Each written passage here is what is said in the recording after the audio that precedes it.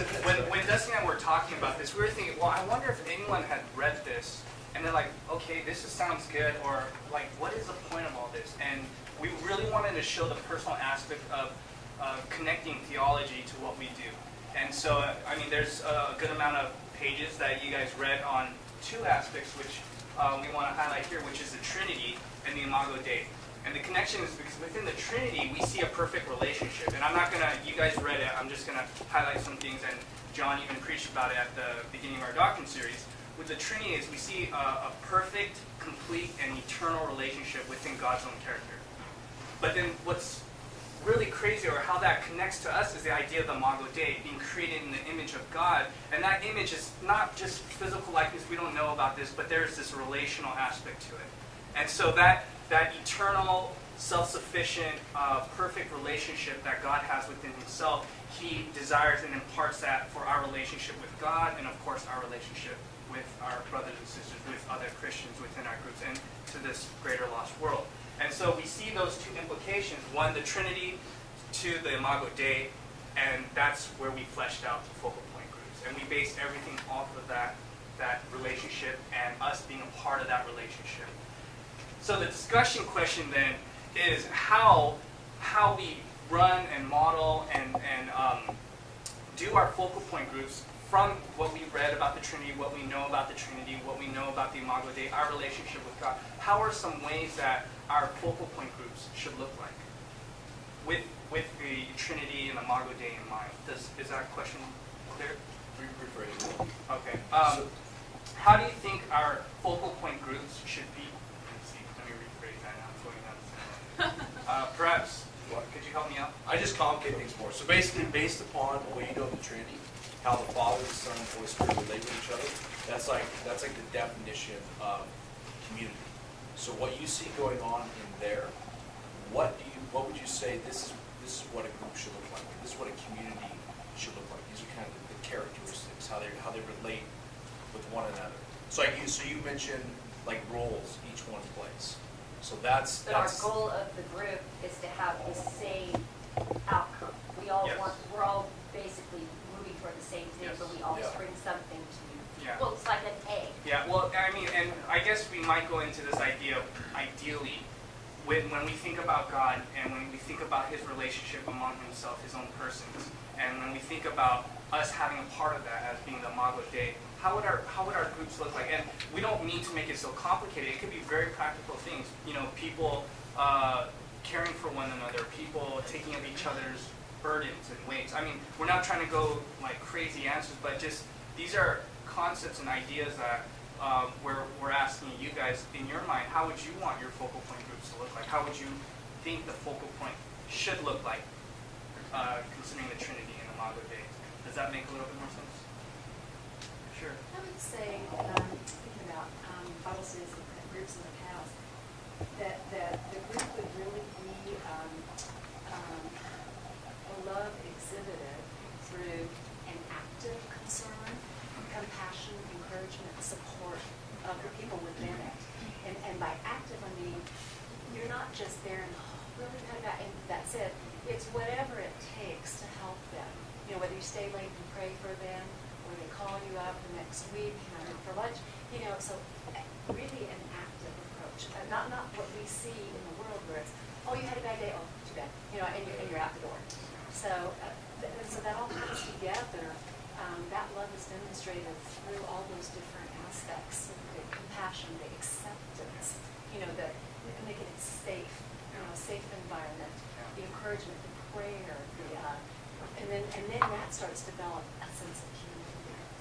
So that's the foundation to develop, because community is not going to come right away. I mean, it doesn't happen. It has to get real, and you have to allow people to be real, and you have to be real to then allow community to start. And within the Trinity, the Son felt so safe with the Father that he's able to pray honestly to the Father and talk to him on a honest level. One of the things Michelle did at hers I really appreciated, we would, at the end when we talked about what things we wanted to pray for, she would really take careful notes of this and reacquaint us with those situations at the end of our Bible studies to say, where are we at with this? And that also, gave us everybody the opportunity date and see if whatever we prayed about had been useful, or maybe even some womenly advice had been useful, and what was the outcome and what could we learn from that. So I mean, as a leader, Michelle had that going on, so you get a cookie. Can we get, I mean, maybe one or two more other examples? I mean, these are specific, and this is what we're looking for. We're not asking for general, broad, generic characteristics, but like even specific things within a focal point group that you would see happening or you would like to see happening. Well, each person has specific gifts, so they function in their gifts. So we'll be functioning probably in different roles as their gifts are given. So that's like the Trinity. You Yeah. have some that are leaders, you have some that are going to be sacrificial and servants, Yeah. and you'll have some that are praying, some that are ministering through that.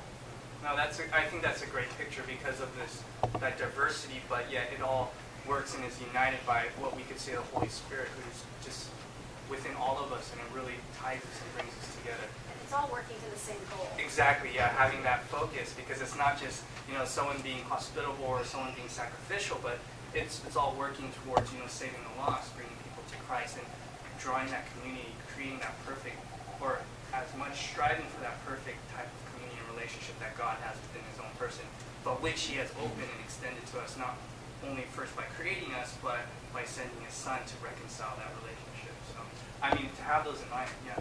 This is kind of just real simple and basic, but I was just thinking like order. I mean, there has to be order within the Trinity.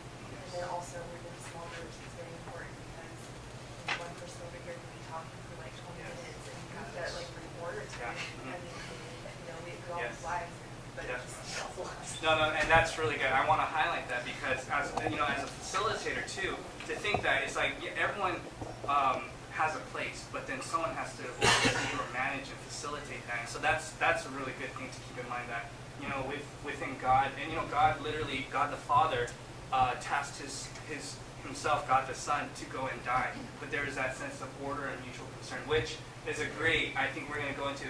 Gus is going to hit up some of the focal point groups and how all this theology kind of sums up what these different aspects or characteristics of what we're looking for the focal point group. Sorry. Yes. Two things come to mind when I think of Trinity is humility, because it takes a huge sacrifice for the person, to even lay down his life for the sake of his people to be saved, and so a huge part of humility, being sensitive to the Holy Spirit, and even being convicted of something that they might be struggling with in their life, and being transparent with that. And then the second thing I forgot. Yeah.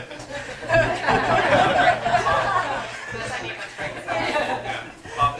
Well, it's just something that Judith touched on, I think, but, confidentiality within the groups, and, in the groups I've been in, sometimes, guys don't want their prayer requests shared with everybody, so, that was one thing we always tried to establish up front. Respect, yeah. And also, when people share prayer requests, also to ask them if it's okay. Can I share that with my wife so she can pray with? Sometimes those can get sensitive, so Yeah. No, I think it that's needs to good, be. yeah. I think it needs to be verbal. Yeah, definitely.